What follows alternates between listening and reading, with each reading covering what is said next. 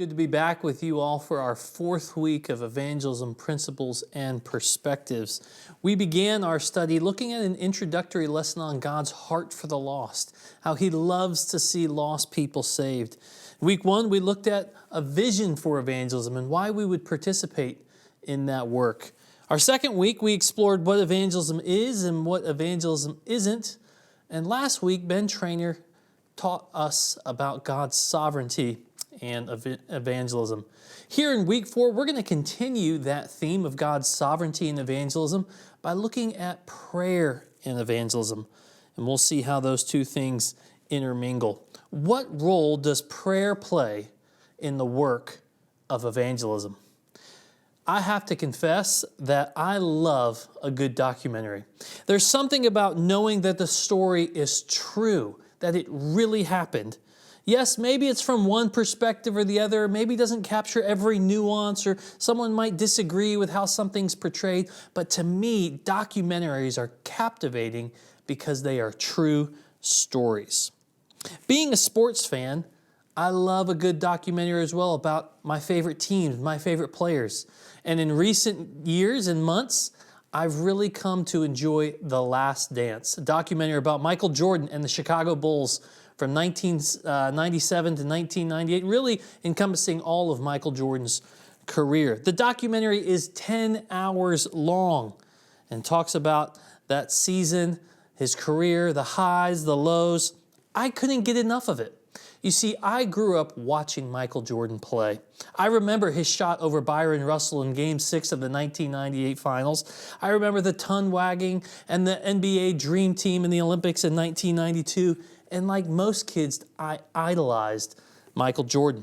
I'd go out in the driveway and pretend to be him. I'd pretend to hit the fadeaway jumpers and dunk from the free throw line, none of which I could do. But I was a kid and I wanted to be just like him. If I'm honest, though, I knew that even as a kid, I was never going to be Michael Jordan. I could watch him play and be in awe of what he did on the basketball court. But I knew I wasn't built that way. I knew that's not what God had for me. I knew in some regards the best I could do was watch him play from afar. Here's why I share that. I share that because I think a lot of us think of evangelism the same way. And when we look at great evangelists, we think of men like Billy Graham. And we say to ourselves, we are in awe of what they can do. But the best I can do is sit and watch from afar. We applaud their work and their ministry. We are in awe of their grasp of the Bible and the ability to win any argument, it seems. We can't believe how many people respond to them in such a natural and easy way. And we watch and we think, that's not me. I could never do what he does or what she does. We sit back and subtly convince ourselves that if we can't be that, it might not even be worth trying. The best I can do is watch from afar. Well, friends, you know exactly what I'm going to say. I don't need to tell you, but I will. That's not true. Just because you aren't a natural or gifted evangelist doesn't mean that you can't get in the game. Evangelism isn't a game for only the most gifted. Evangelism isn't a game at all, but if it were, I think that God would intend every Christian to play a part. 2 Corinthians 2 describes how the spread of the gospel and the breaking in of the kingdom is like a triumphal procession that God is leading through the world. It's like a parade. It's a parade, a procession that we have a role to play in. And it's not just something for us to watch on TV. It's something for us to participate in.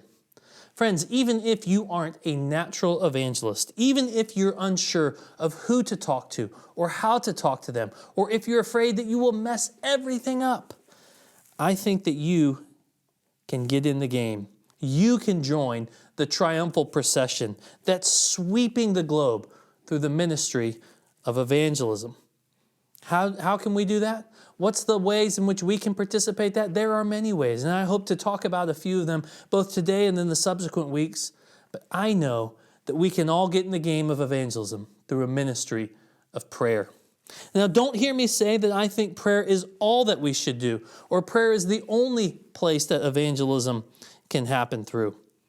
But if there were one thing, prayer would be a pretty good one thing to do in evangelism. No, I think that we all need to be engaged in the communication and the spread of the gospel message. But I know that many of you might be timid. Many of you might be unsure of where to start. I think prayer is the first step to getting into the game. So to begin, I want to take us someplace unexpected, someplace that maybe you wouldn't think of evangelism, someplace that you may not even think of prayer.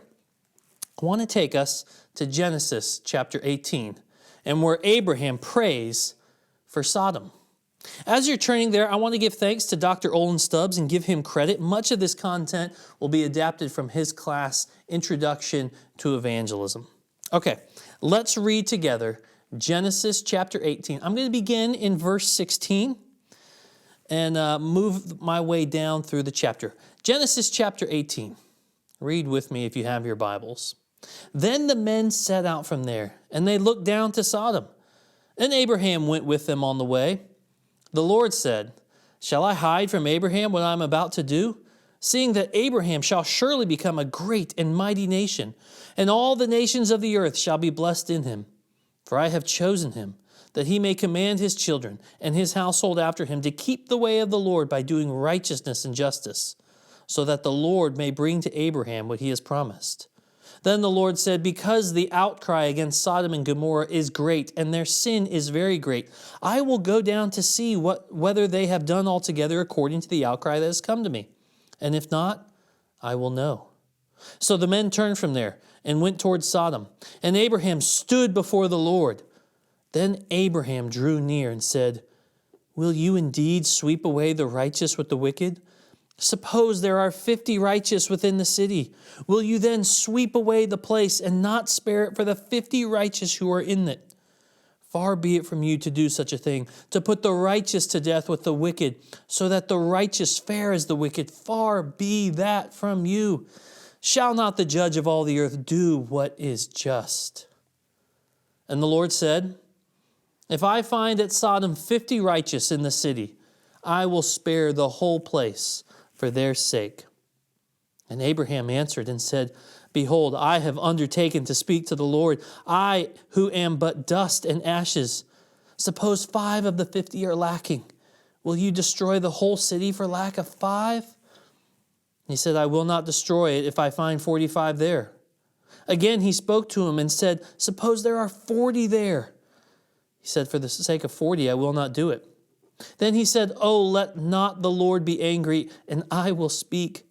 Suppose 30 are found there." He answered, "I will not do it if I find 30 there." He said, "Behold, I have undertaken to speak to the Lord. Suppose 20 are found there." He answered, "For the sake of 20, I will not destroy it."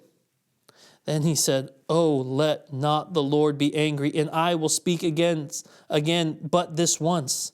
Suppose 10 are found there." He answered, "For the sake of 10, I will not destroy it." And the Lord went his way when he had finished speaking to Abraham, and Abraham returned to his place. We're going to look at 4 things in this passage that can help our prayer and our evangelistic efforts. First, we see that Abraham was praying for lost people. He was praying for lost men and women. This is a passage that has confused many as they've read it. Who are these men? Why would God destroy the city? Later, did Lot's wife really turn into a pillar of salt? But if we cut through all the intrigue, this is a story, this is a passage of a concerned believer who is praying for non-believers. Abraham was praying for lost people. In fact, I think this could be considered the first major prayer recorded in the Bible, and it's of someone praying for others. Certainly, this prayer is more audibly dialogical than ours is today with the Lord. Abraham's prayer, though, is a conversation between him and God where he is interceding for the lost. And notice what he's praying for. He's praying for mercy. He says, "Please don't destroy these people, God. Please, God, have mercy on the lost. Save them." Abraham prays humbly. He prays boldly, and he prays persistently. He prays humbly because he knows who he's speaking to. Verse 27, behold, I have undertaken to speak to the Lord. I am but dust and ashes. He knows how small he is, and he knows how great God is. He prays humbly, but that doesn't limit his ability to pray boldly. He prays for God to stop his action and to listen to his prayers of intercession. God seems to be on the move, and Abraham has the boldness to say, God, would you stop what you're going to do? Would you consider what I'm going to say? He prays persistently. Abraham doesn't give up. He starts with 50, and he moves to 40. And then he moves to 30. And then he takes one more step to 20, finally down to 10 people. God, would you save this city if we find 10 righteous people? Verse 32, then he said, oh, let not the Lord be angry, and I will speak again but this once. Suppose 10 are found there. He answered, for the sake of 10, I will not destroy it. Abraham wouldn't give up. He kept praying. He was persistent in his prayers for the lost. Abraham was the embodiment of what Jesus would later teach on in Luke chapter 18 in the parable of the persistent widow. The widow pleads with the unrighteous judge over and over and over, give me justice. And finally, after much persistence, even this unrighteous judge eventually gives in. Luke 18, verse 4. For a while he refused, that is, the judge. But afterwards he said to himself, though I neither fear God nor respect man, yet because this widow keeps bothering me, I will give her justice, so that she will not beat me down by her continual coming. The persistent widow never gave up, and neither did Abraham. Go back and look at verses 22 through 33. Just look at those passages there for a moment. How does Abraham strike you? What does he sound like? I think his persistence reminds me of my children. And if you look at those verses in a certain light, they can sound like a parent and a child having a conversation. My wife and I are not those parents that never allow our children to watch TV. That's no indictment on those that say, no, we don't want TV a part of our home. It's just not us. But, we aren't terrible parents either. At least we try not to be. And we do try to limit the consumption of screens, of TV and iPad and other things like that. But if we're honest, we lead busy lives like many of you. And sometimes, yes, we do let them watch their favorite television show. And because we live busy lives, Saturday mornings are some of our favorite times as a family. Saturdays are our days, at least for my wife and I, to be able to sleep in, to have slow mornings, just to be around the house. But you know what it seems like happens every Saturday morning? My son will come in, and he will tiptoe in so quietly that we won't even know he's there. He'll sneak into the room while we're sleeping, and I commend him. He's trying to be quiet. He's trying not to wake mommy and daddy. But he will get right up in my face, and I won't even know he's there, and I'll be sound asleep, and he'll say this, Daddy, can I watch TV? Whoa, where did you come from? As frustrating as it can be to suddenly be woken up with a, Daddy, can I watch TV? There's something very sweet and innocent about his request. And you know what? His persistence, his boldness, his humility, more times than not, I say, yes, just leave me alone. I'm going back to bed. More times than not, he gets what he wants. And you get that feeling here in Genesis 18. You can almost picture a child saying the same thing as Abraham. Daddy, what about 50? Daddy, what if there's only 45? Daddy, there could only be 40. Not 30. 20? Daddy, 10? Abraham was persistent. My son, Patton, is persistent. Friends, let us be persistent in our prayers for the lost as well. Let our prayers for the lost be just as bothersome, as it says in Luke 18, to the Lord as the widow's requests were to the judge. Humbly, boldly, persistently. This is how Abraham talked to God. This is how Abraham interceded for the lost. Friends, does this characterize your prayer life? Does this characterize my prayer life? Are our prayers for the lost marked with humility, acknowledging we are who we are and God is who He is? Are our prayers for the lost marked with boldness, believing that God can and will act in the world? He can do more than we ask or imagine. Are our prayers for the lost marked with persistence? Like Jacob, who wrestled with God until he received a blessing. Lord, I will not let you go. Are we undeterred in our prayers for the lost? Honestly and personally, I find this to be difficult. It's difficult to be persistent. I know many of you may feel that same way. It can be heartbreaking to pray over and over and over again for your son or your daughter or your mother or your father or your best friend who just doesn't know Christ yet. And it seems like over and over you get a no or a not right now or a later. It can be difficult. But friends, we must be persistent in our prayers. Abraham reminds us not to give up, to be persistent in our prayers. Second, Abraham remembered who he was. This leads us to the second observation. I think Abraham prayed the way he did, with such intimacy, with such boldness and humility and persistence, because Abraham remembered who he was. Abraham was a pagan. He was an unbeliever from Ur of the Chaldeans until he met the living God. Ur was likely an ancient city in what would become known as southern Babylon. Its citizens were known for worshiping the moon god Nana. Abraham was the son of Terah, and despite being in the line of Shem, there was little reason to think that Abraham was a believer before he met the living God. You see, I think Abraham remembered what his life was like before meeting God.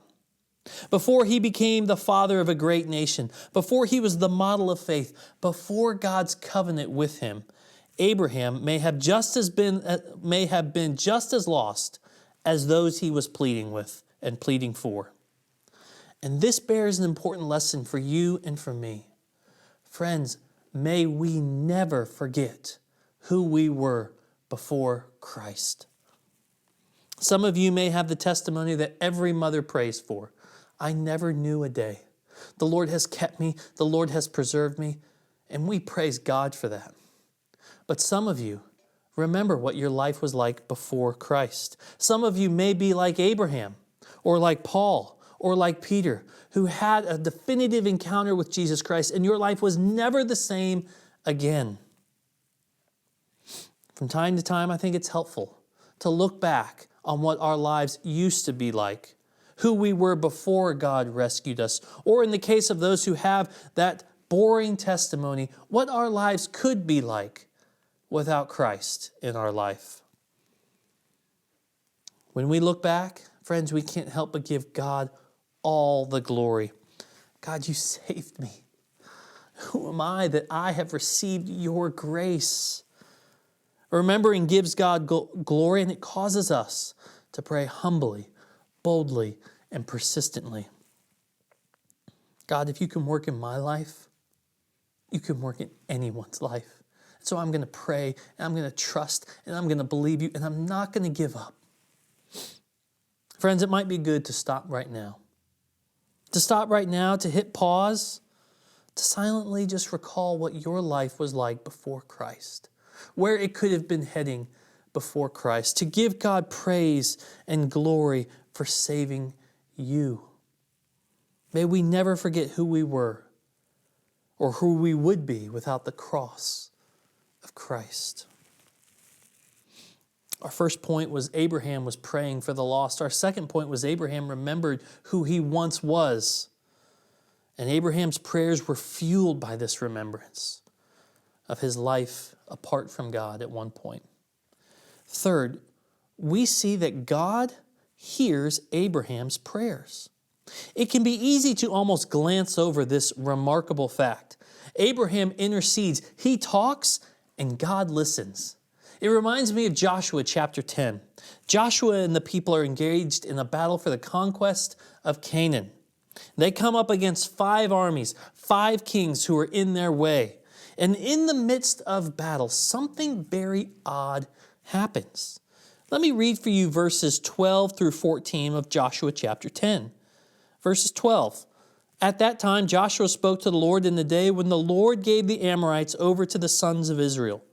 And he said in the sight of Israel, sun stand still at Gibeon, and moon in the valley of Ajalon. And the sun stood still, and the moon stopped until the nation took vengeance on their enemies. Is this not written in the book of Jashar? The sun stopped in the midst of heaven and did not hurry to set for about a whole day. There has been no day like it before or since, when the Lord heeded the voice of a man, for the Lord fought for Israel. Joshua is in the midst of battle, and he stops and prays. And he prays, and he says, God, make the sun and the moon stop in their place. The sun stopped in the midst of heaven and did not hurry for about a whole day, verse 13. God answered Joshua's prayer. Now, honestly, friends, I don't know exactly what that means. There are many different theories out there, and you can look them up. Honestly, I don't know why Joshua wanted the sun and the moon to stop. But that's not the point I'm trying to make here. What happened was an amazing thing. The sun and the moon stopped. But that is not the most amazing thing that happens in this text. The most amazing thing that happens in this passage was not that God stopped the sun. That's easy for the Lord to do. Friends, what's the most amazing thing about this story? Look with me again at verse 14. There has been no day like it before or since, when the Lord heard the voice of a man, for the Lord fought for Israel. The most amazing thing is that God listened to, or as some translations say, so boldly that God obeyed the voice of a man. Friends, God hears our prayers. He listens to our prayers, and He answers our prayers. One commentator says this, that day was not unique for some unusual daylight or darkness, but because Yahweh listened to a man's prayer. Granted, it was some prayer. Though it was spoken to Yahweh, it was nevertheless a man's direct command to the elements under only God's control. Yet Yahweh listened to the voice of a man. Astounding, isn't it, that God listens to the voice of a man or woman who comes to Him? Doesn't this view of prayer both rebuke the flippancy and tedium with which we often approach the great King? Ought we not to catch our breath to think that God, who is seated on high, stoops down and bends His ears to the lips of dust and ashes? When He calls me, I will answer Him, according to Psalm 91. Who has ever heard of a God like that? Let's go back to Abraham. We aren't able to mine the depths of God's intentions and purposes. As last week we saw, there's a divine mystery between prayer and evangelism. And yet we can't escape that according to our human understanding, our human eyes, Genesis 18 teaches us that things were different because Abraham prayed. Did God end up destroying the cities of the valley? He did. But He didn't destroy everyone. There was one who was saved because Abraham interceded. Genesis 19:29. So it was when God destroyed the cities of the valley, God remembered Abraham and sent Lot out of the midst of the overthrow.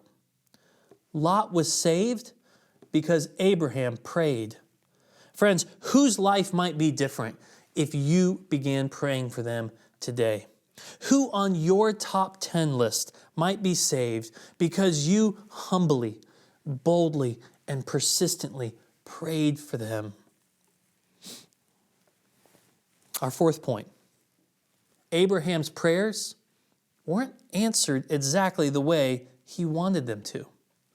You know, for as encouraging as this story is, as we consider Abraham's prayer life, his conversation, his intercession before God, we also have to observe that his prayer wasn't answered exactly the way he prayed for it. Abraham prayed and asked God to spare the city. And friends, it turned out that only Lot was spared. I'm sure that you have stories of prayers that went unanswered, or maybe were answered in ways in which you were hoping for it otherwise.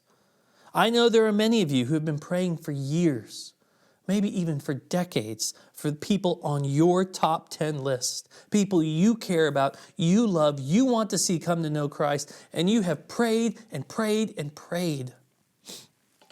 Friends, I cannot make any promises that God will answer all of our prayers. I cannot make any promises that the men and women on your top 10 list will ever come to know Christ.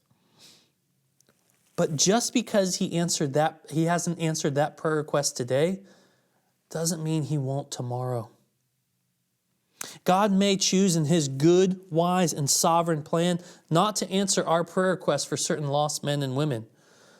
But friends, here is one thing that I am sure of. He may not answer all, but he will answer some. He may not save all, but we can be sure that he will save some. I can imagine that Abraham was grieved over the destruction of the city. But I also have to imagine that Abraham was overjoyed as an uncle that his nephew was saved. That's where we have to remember that it is a miracle that any one of us have been saved. None of us deserves Christ's riches. None of us deserve to be called a son. None of us deserve to have our names written in the book of life. The wages of sin are death, and it's a death that you and I deserve, and all of humanity. But God, being rich in mercy because of his great love with which he has loved us, made us alive together with Christ. By grace you have been saved. Not all of our prayers will be answered, Not all of our prayers will be answered, but we know that some of them will.